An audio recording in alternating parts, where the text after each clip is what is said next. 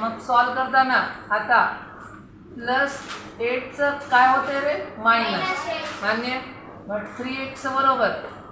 20 मधून 8 गेले किती राहिले 12 शिकवताना इकडे लक्ष द्यायचं पूर्ण प्लस 8चं काय झालं मायनस 20 मधून 8 गेले 12 मग आता इंटूचं काय होतंय डिव्हिजन म्हणजे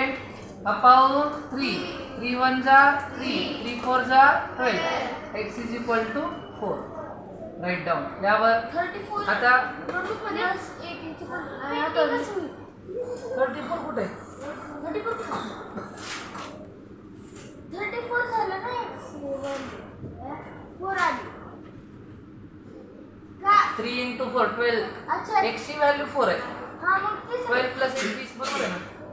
हां मल्टिप्लिकेशन हे थांबा आता वरिमान करू नका